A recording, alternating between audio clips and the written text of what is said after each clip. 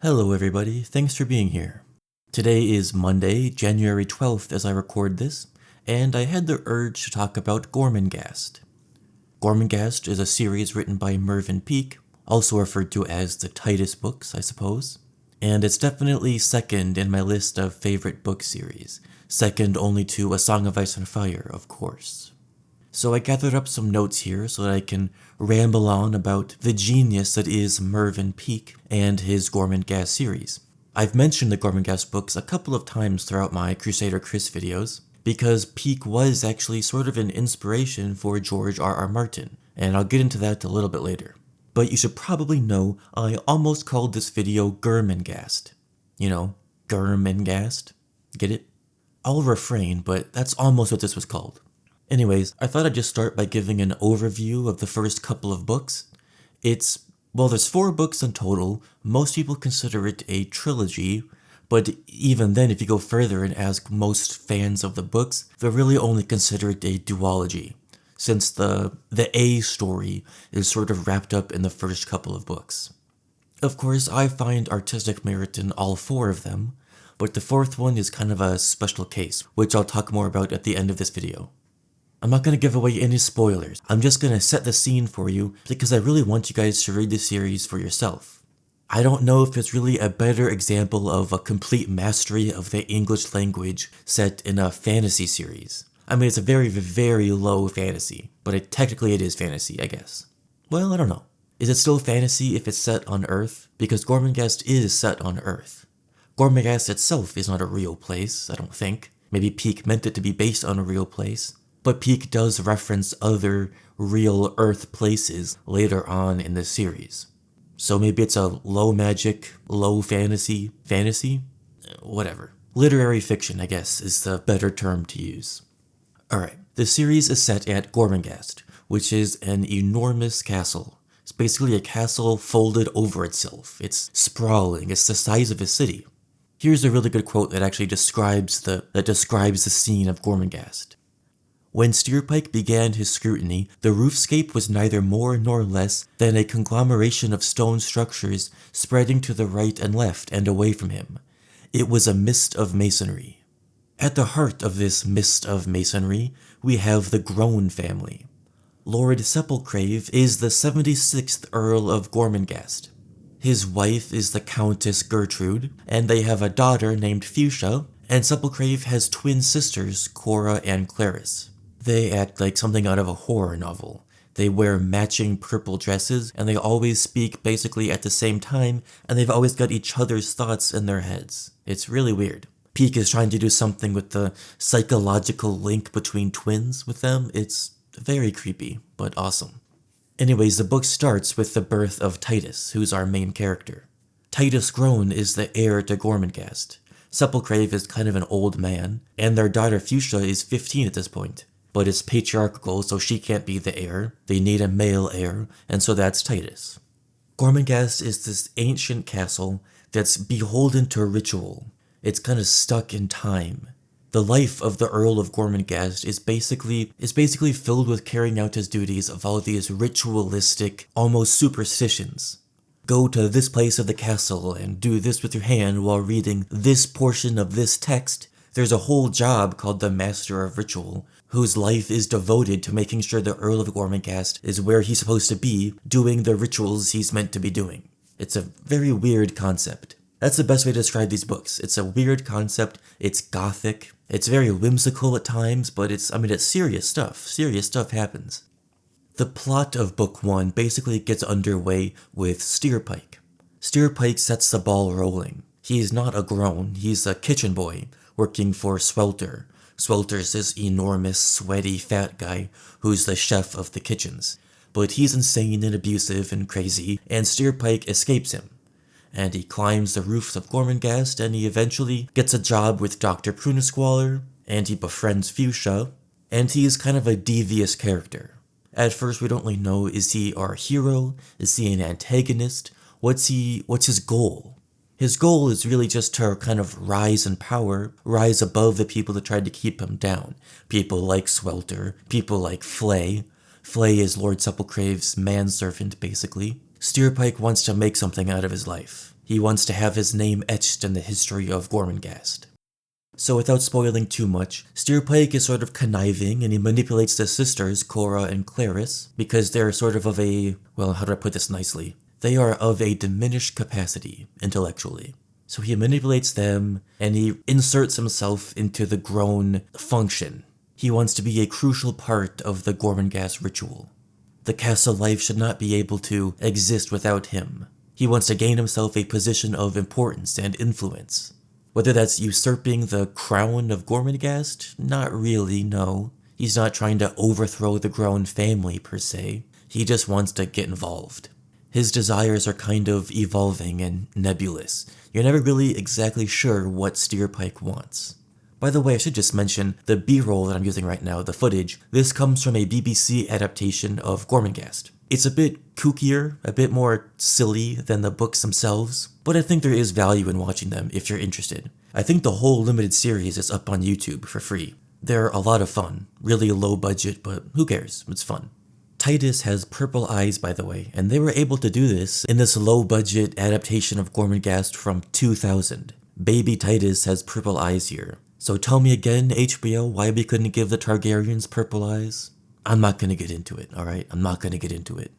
Titus is still just a baby at the end of Book 1, so Book 2 kind of sees his rise to adolescence. He's like a teenager by the end of it. We see him coming into his own, kind of realizing that Steerpike isn't necessarily an agent of good. And Steerpike himself, he turns out to be less positive of a guy than he probably originally intended for himself to be. It's actually a really interesting character work that Peake did there. Kind of the fall of an ambitious man, and the rise of a lord who doesn't really want to be the lord. Titus is very unsettled at Gormenghast. It's his home, but he doesn't feel like it's his home. He feels restrained and captive. He wants to be free. He keeps making these escapes to the woods, and he gets reprimanded for them, and Fuchsia has to sit with him while he's imprisoned in this little cube because he's not allowed to leave the confines of Gormenghast. And by the way, I should just call out here, Fuchsia and Titus, despite their 15-year age difference, is probably my favorite depiction of a sibling relationship, a sibling friendship, that I've seen in any book or series, honestly. I love Fuchsia and Titus.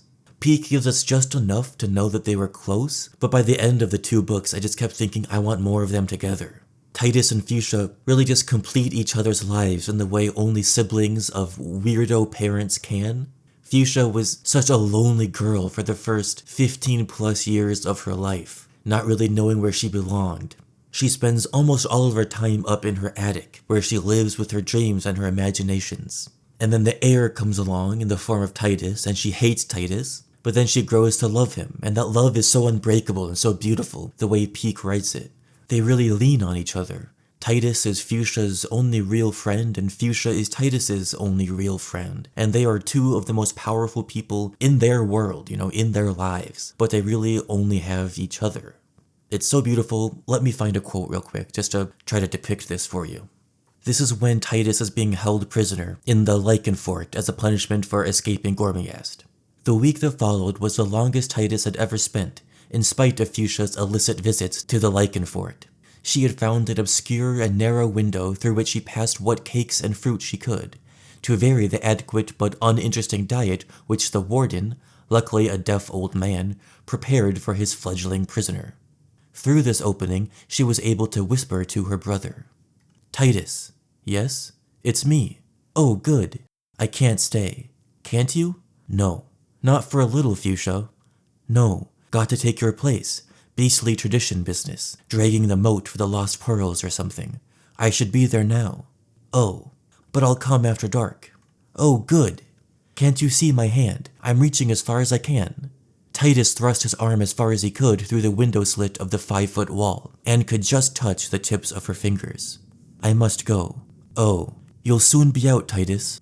The silence of the Lichen Fort was about them like deep water, and their fingers touching might have been the prows of foundered vessels which grazed one another in the subaqueous depths. So huge and vivid and yet unreal was the contact that they made with one another.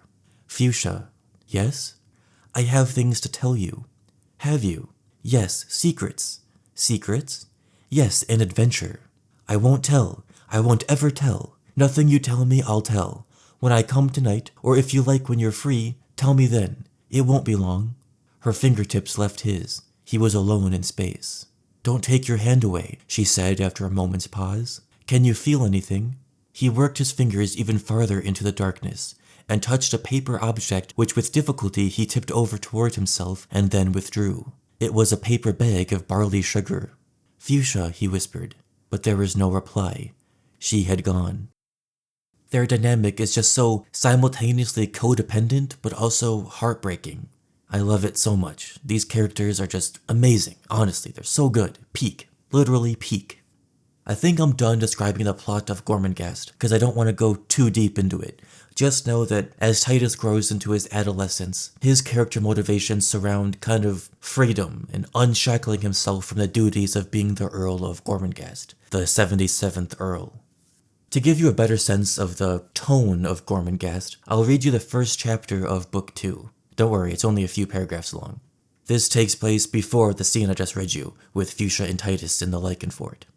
Titus is 7, his confines Gormenghast, suckled on shadows, weaned, as it were, on webs of ritual. For his ears echoes, for his eyes a labyrinth of stone, and yet within his body something other than this umbrageous legacy. For first and ever foremost, he is child. A ritual, more compelling than ever man devised, is fighting anchored darkness. A ritual of the blood, of the jumping blood. These quicks of sentience owe nothing to his forebears, but to those feckless hosts, a trillion deep, of the globe's childhood. The gift of the bright blood, of blood that laughs when the tenants mutter, "Weep," of blood that mourns when the seer laws croak, "Rejoice." O little revolution in great shades, Titus the 77th, heir to a crumbling summit, to a sea of nettles, to an empire of red rust, to ritual's footprints ankle-deep in stone. Gormenghast, withdrawn and ruinous it broods in umbra, the immemorial masonry, the towers, the tracts. Is all corroding? No. Through an avenue of spires a zephyr floats, a bird whistles, a freshet bears away from a choked river. Deep in a fist of stone a doll's hand wriggles, warm rebellious on the frozen palm. A shadow shifts its length, a spider stirs, and darkness winds between the characters. Peake is sort of setting up a stage play, and the scene is Gormenghast.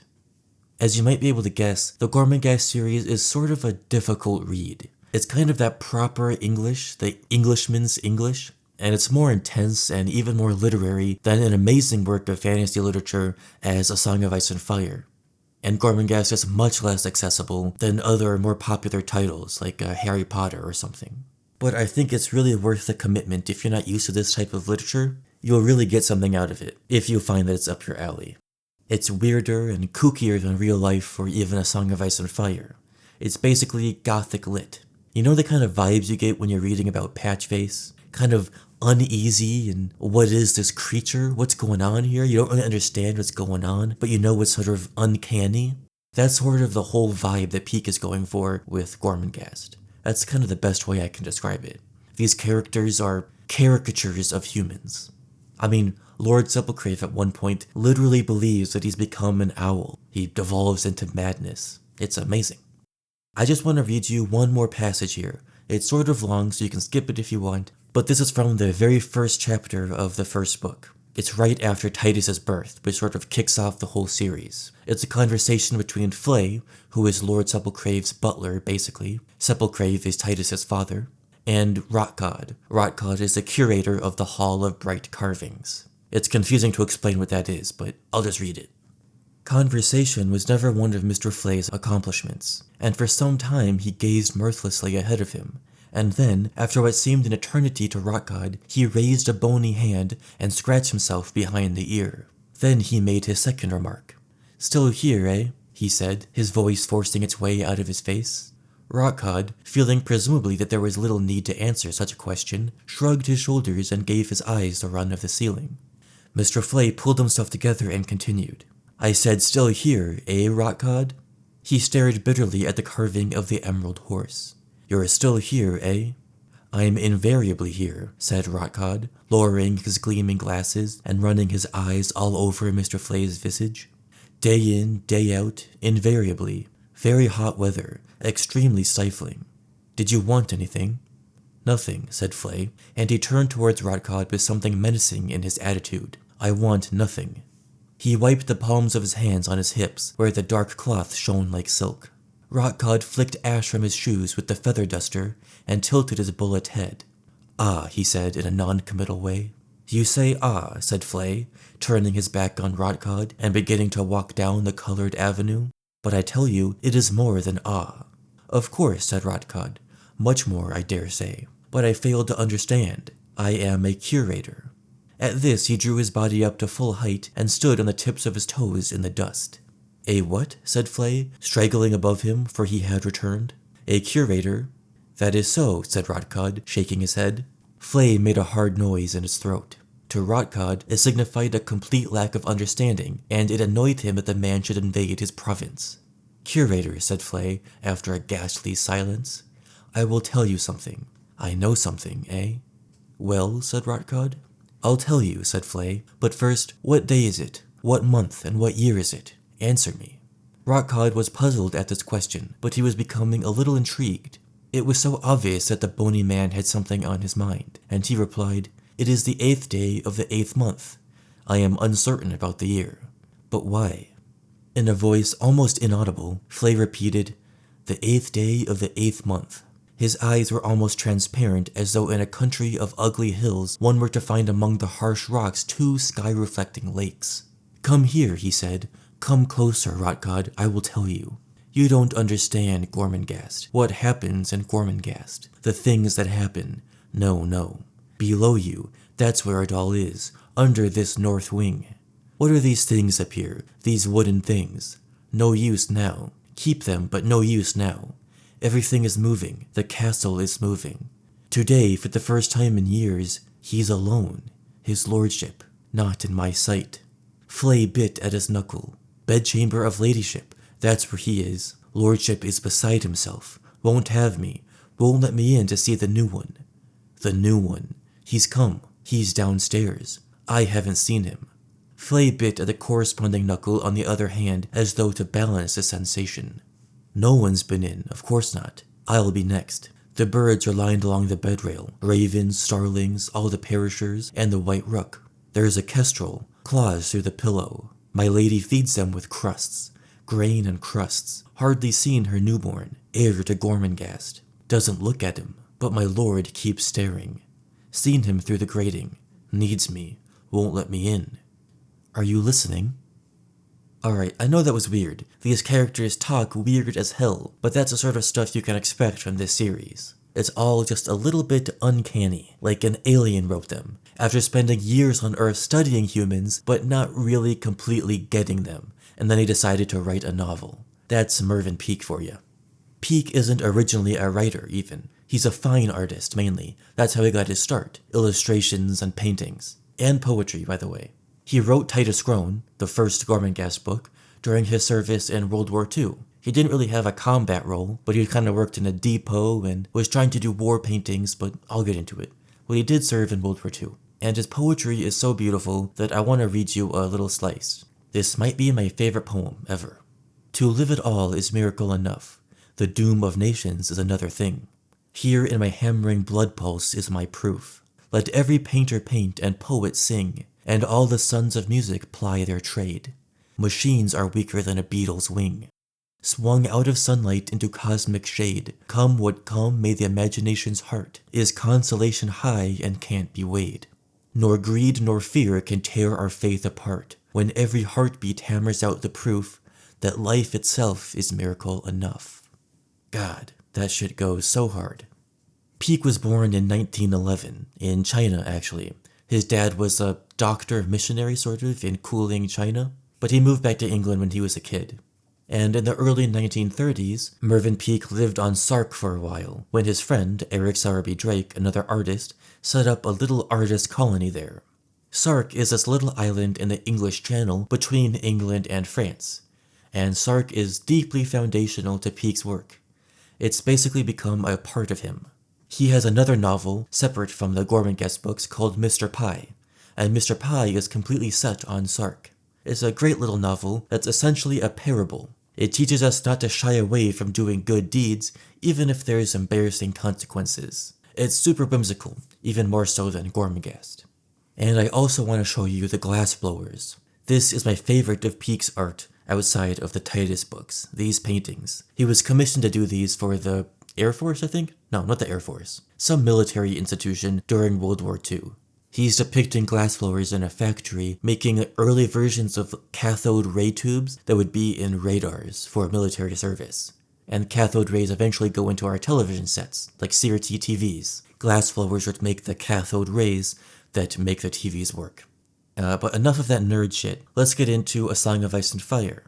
George R.R. Martin has, on numerous occasions, recommended the Gormenghast books. He's definitely a fan of Mervyn Peake and the Titus books, but it's hard to say how much Peake actually influenced him versus other people like Tolkien or Tad Williams, whose effect on A Song of Ice and Fire is much more obvious.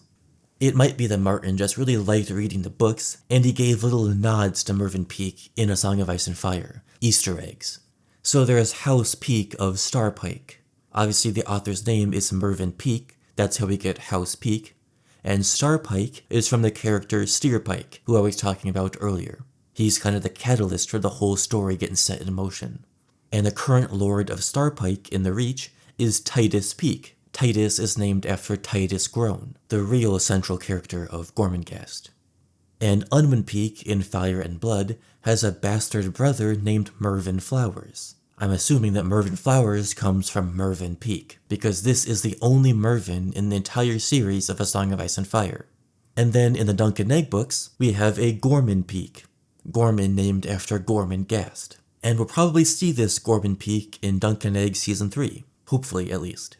The Peakes in A Song of Ice and Fire are a very pesky house. I mean, way back when they supported King Maegor the Cruel, they supported Viserys I at the Great Council. They're the ones who drove the Manderleys out of the Reach and out of their original home, Dunstonbury, and then the Manderleys moved north after the Starks gave them land.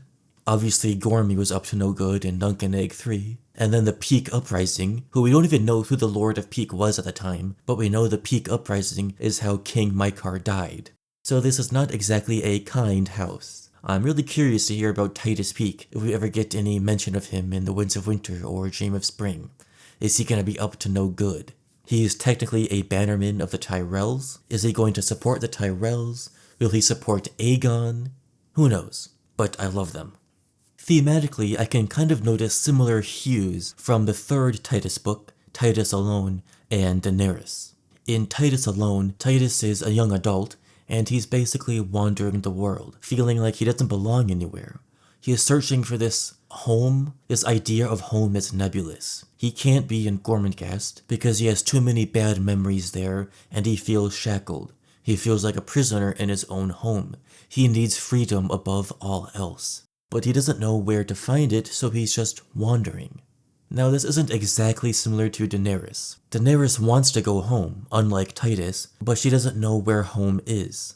But the idea of wandering in search of something, is very similar. Daenerys is trying to find the house with the red door. She dreams of it. She thinks it's in Braavos. It's this core aspect of her childhood memory that she yearns for. She's trying to find that, and Titus is trying to find something. We don't know. Even when Titus does find a happy situation, he abandons it before long. This is when he meets up with this amazing character in Book 3, Titus Alone, named Juno. Something had changed, or was changing with every passing day, and he could only think of how he longed to be alone again in this great tree-filled city of the river, alone to wander listless through the sunbeams. So he doesn't belong in Gormenghast, and he doesn't belong with Juno. Belonging is a huge concept to both Titus and Jon Snow. Jon yearns to belong to Winterfell as a true-born Stark, but obviously he doesn't. He is a bastard, and he dreams of the crypts of Winterfell and all the dead kings of winter calling him a bastard. He's not a true Stark. He doesn't belong in Winterfell. Well, conversely, Titus does belong in Gormenghast. It's the only place, technically, Titus is supposed to be. He's never supposed to leave Gormenghast.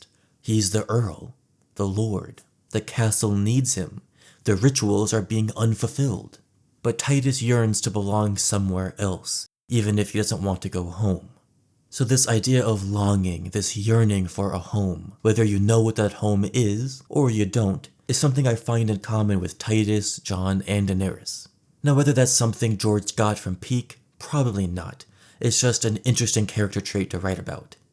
I do want to switch gears here and talk about Mervyn Peake's health decline, because Titus might have found a place he can belong at the end of Book 4. Titus awakes, but that's really complicated, and I'll get into that now. Peake had mental health concerns for a while, even in his middle age. During World War II, he had a nervous breakdown because he felt useless to the army in his role at a depot company.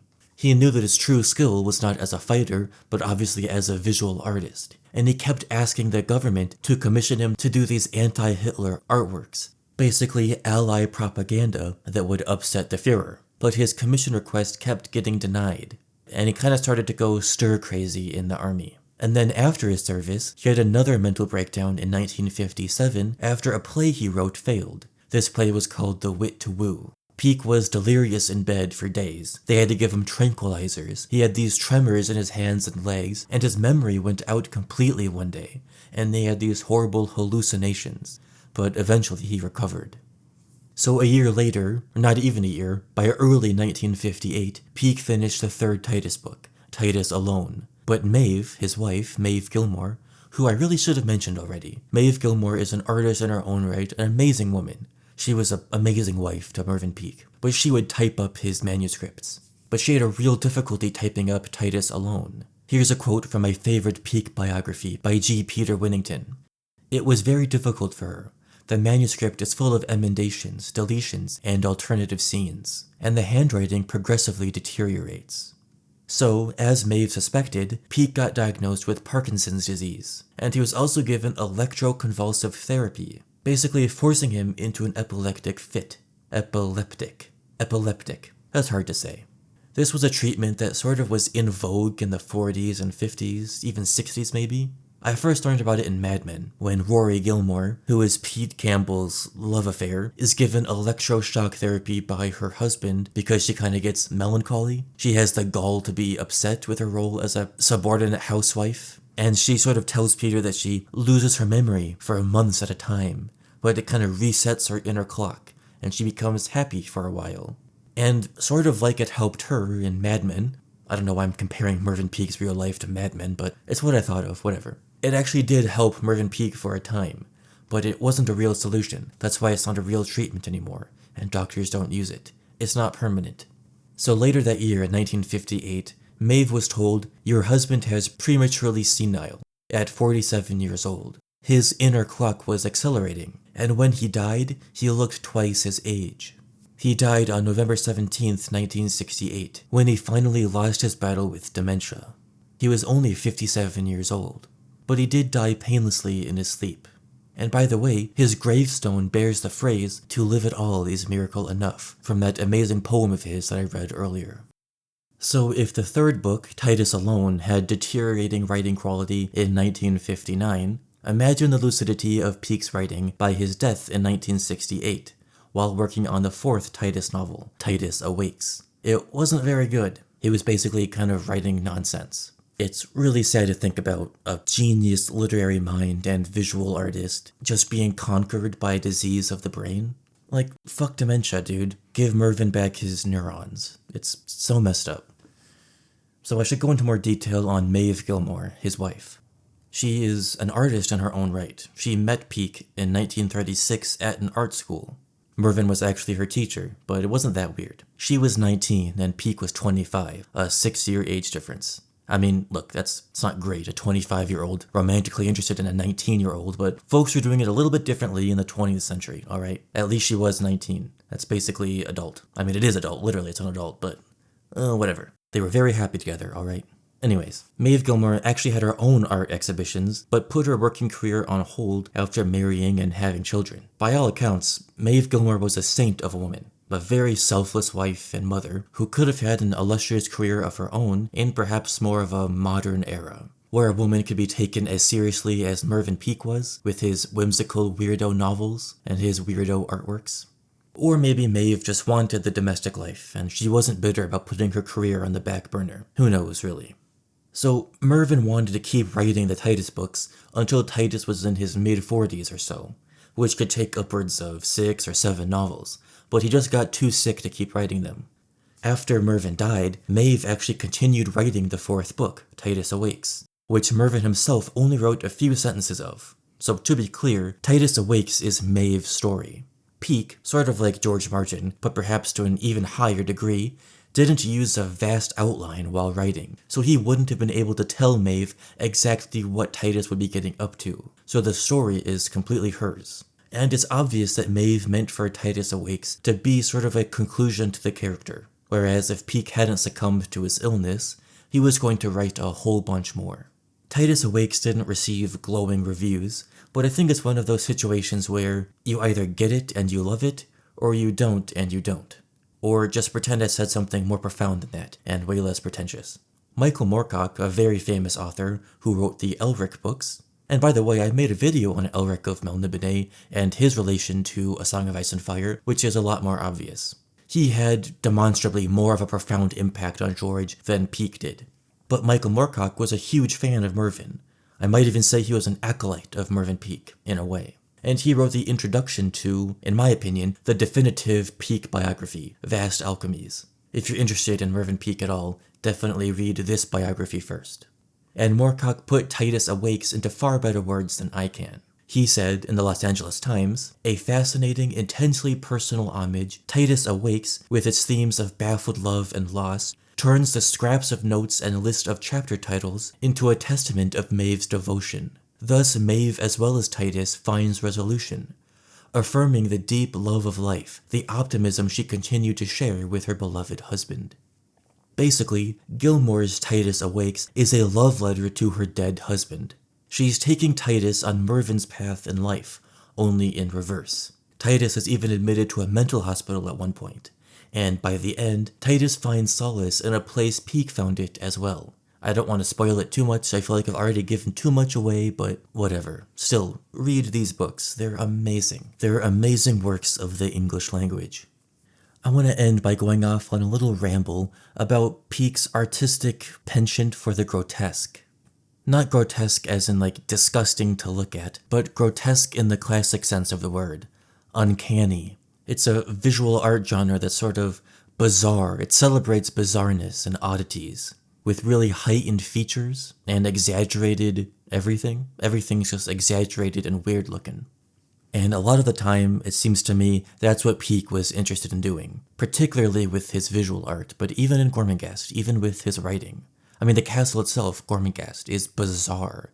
It's weird. It's a castle folding over itself, with these immense roofscapes that are definitely ugly. You know, it's not a beautiful castle. It's not beautiful to look at. It's ugly and weird and grotesque, and in being so weird, that is where Peake finds the beauty, because it's unique. And I love that. Even a character like Fuchsia would fit the grotesque mold. Not because physically she's grotesque to look at, no, she's probably a very pretty woman, but she's just so odd. The way she lives up in this attic filled with ancient knickknacks and furniture. She plays with them at the age of like 15, plays around in her own imagination. And Peake is definitely doing something with Fuchsia's character akin to autism maybe. I mean, obviously people were not diagnosed correctly with autism in the 1940s when Peake was writing this, but the way Fuchsia feels so invaded when Steerpike pops through her window into her attic where nobody's allowed to be except for her. She feels like somebody's in her personal space, like something awful is going on just because her plans were disrupted for this modicum of an annoyance. And then she sort of freaks out about it. Her world is shattered because somebody besides her is in her attic. That's grotesque, you know? That's grotesque in the way that I'm trying to use the word, as a form of visual art or literature. And that's what Peake really had an artistic flair for, even in something like Mr. Pye, where the main character, Harold Pye, grows these literal angel's wings out of his back. And it's supposed to be kind of a good thing because it happens after he's doing all these good deeds for the people of Sark, but he describes it very grotesquely. And Harold Pye is not okay with it, you know? And he starts doing all these bad deeds to counteract the good deeds and hoping he can get rid of the angel's wings, and then he grows these devil horns out of his forehead. It's uncanny and bizarre and weird, and it's not really like anything else. That's what I mean by Mervyn Peake's artistic flair for the grotesque. So let's have a look here at issue 13 of Peake Studies by Winnington again. He's probably the foremost scholar on everything Mervyn Peake related. He's actually close to the family itself. He was regularly in contact with Maeve Gilmore, Sebastian Peake, and all of them. As we can see here, this illustration Peake did for shapes and sounds. He has an eyeball here and an ear in this weird alien-looking being, right? This grotesque monstrosity that is both a shape of sight and sound. It's really interesting to look at. And here are some illustrations he did for Alice in Wonderland. Peake was commissioned a lot to do book illustrations, children's illustrations, book covers, all that stuff. Really, I mean it when I say he was foremost a visual artist rather than an author. Look at the way this frog is hunched over with this yellow kerchief, and the yellow is the only colored part of the image.